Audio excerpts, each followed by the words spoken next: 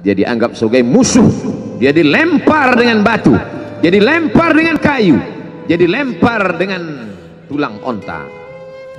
Datanglah malakul jibal, malaikat penjaga segala bukit di atas dunia. Kau tunjuk mana bukit yang paling besar ya Muhammad, akan kutimpakan kepada mereka. Hati yang luka biasanya akan marah, akan kecewa, tapi itu tidak terjadi pada Nabi Muhammad sallallahu alaihi wasallam. Apa yang dia katakan? Ya Allah, keluarkan dari tulang sulbi mereka, keluarkan anak cucu mereka yang akan menyembah Engkau. Tidak ada satupun yang akan mempersekutukan Engkau di atas muka bumi ini. Allahu Rabbi wal Islam dini wa Muhammadan Rasulullah wa yaqini. Semua orang senang melihatnya karena dia bersih, karena dia rupawan, karena dia sopan dan santun, karena ayahnya meninggal dan ibunya juga sudah lama meninggalkannya. Orang kasihan melihatnya. Maka karena kesenangan hati mereka, mereka sendiri yang memberikan gelar untuknya yang belum pernah mereka berikan kepada orang sebelum dia.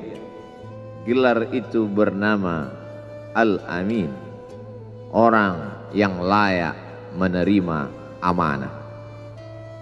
Amin diambil dari 3 huruf, alif, mim, nun. Dari kata alif, mim, nun muncullah kata amanah. Orang yang mampu menerima amanah disebut Al-Amin. Kita mengatakannya jujur. Lawan daripada amanah adalah khianah, al-khain, pengkhianat. Dia tidak berkhianat. Dia adalah seorang yang mampu mengemban amanah dan terpercaya, maka semua orang percaya kepada dia. Dari alif, mim, nun juga akar yang sama dengan iman, akar kata yang sama dengan iman, maka iman berarti percaya. Dia adalah orang yang dipercaya karena memang dia mampu mengemban amanah. Kapan kebencian itu datang? Kebencian itu datang ketika dia naik ke atas bukit Safa dan dia berkata kepada semua penduduk Makkah, seandainya aku katakan di balik bukit Jabal Abi Qubais yang besar, gagah, perkasa, tinggi, menjulang ini ada pasukan musuh yang akan menyerang kita, apakah kalian percaya? Semua mereka berkata, shadaqnaka, kami percaya karena memang kami menggelar engkau orang yang dapat dipercaya. Seandainya aku katakan bahwa ada pasukan musuh yang akan meluluh lantakkan, menghantam, membunuh kita, apakah kalian percaya? Mereka menjawab, shadaqnaka, kami percaya. Seandainya aku katakan bahwa aku menerima wahyu dari Allah dan aku diperintahkan Allah untuk mengabarkan kepada kalian yang baik-baik akan masuk surga, yang jahat-jahat akan masuk neraka, percayakah kalian? Disitulah perlawanan datang, bukan dari orang lain, bukan dari musuh, bukan dari lawan. Perlawanan itu datang dari saudara kandung, dari ayah kandung yang masih ada hubungan darah. Tabban laka ya Muhammad alihadza jama'tana, celakalah engkau Muhammad, apakah hanya untuk ini saja kau kumpulkan kami hari ini? Allah membelanya, langsung Allah membelanya.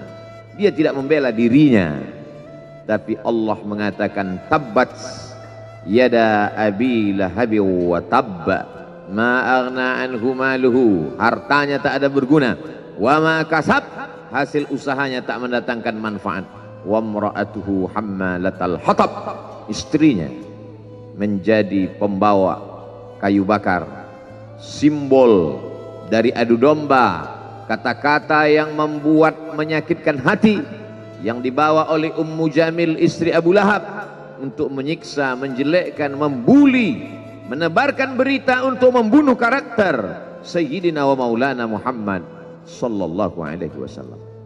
Ini bukti kalau hari ini ada anak muda yang rupawan, yang dermawan, yang disenangi lingkungannya, tidak ada orang yang tersinggung, biasa, karena Nabi Muhammad SAW juga pernah mengalami hal itu.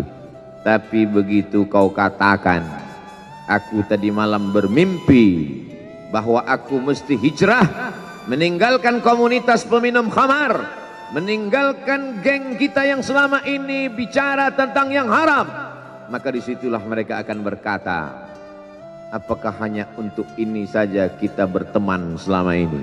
Mana persahabatan kita? Apa yang dialami pemuda-pemuda hijrah hari ini dialami oleh Rasulullah Sallallahu Alaihi Wasallam 14 abad yang silam.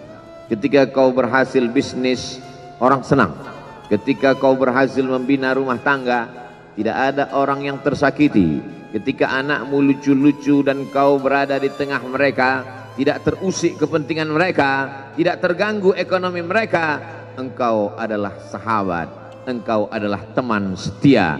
Tetapi ketika kau tidak ikut kemauan manusia, disitulah engkau sedang melantik dirimu sendiri menjadi musuh. Maka Allah kuatkan hatimu. Wa in tuti' aktsara man fil ardi, kalau kau ikut kebanyakan orang di atas muka bumi, yudilluka an sabilillah, mereka hanya akan menyesatkan engkau dari jalan Allah Subhanahu wa taala. Tapi api itu tidak pernah padam. Kalau dia padam, maka berakhirlah dakwah Islam. Dia terus bergelora, dia terus menyala, dia terus membakar kemunafikan, membakar kemusyrikan, sampai akhirnya embargo pun tiba. Jangan ada yang mau bergabung dengan kelompok Muhammad sallallahu alaihi wasallam. Jangan ada yang mau berkirim makanan, jangan ada yang mau berdagang, jangan ada yang mau menjalin transaksi. Mereka ingin membunuh secara perlahan-lahan. Jangan beli produknya, jangan duduk bersamanya, jangan berteman dengan dia. Kenapa kamu mau berfoto dengan dia? Kenapa kamu mau bergambar dengan dia? Kenapa kamu masih mau mendengar ceramah dia? Adakah orang yang mengalami hal itu hari ini? Adakah ketakutan-ketakutan dari hamba Allah yang mengatakan Allahu Akbar, Allah Maha Besar, tapi takut ditinggalkan kawan, cemas ditinggalkan sahabat? Maka itu pernah terjadi pada kelompok Sayyidina wa Maulana Muhammad sallallahu alaihi wasallam. Kalau pembunuhan karakter tidak berhasil, maka ada yang lebih dahsyat daripada itu. Mereka tawarkan dunia beserta isinya. Wallahi, demi Allah wahai paman, demi Allah wahai Abu Talib, law wada'u syamsa fi yamini wal qamara fi yasari, andai mereka letakkan matahari di tangan kananku, bulan di tangan kiriku, ala an atruka hadzal amr, supaya aku tinggalkan dakwah ini, aku tidak akan meninggalkannya. Bujuk rayu mulai tiba. Itu terjadi pada diri Nabi Muhammad sallallahu alaihi wasallam.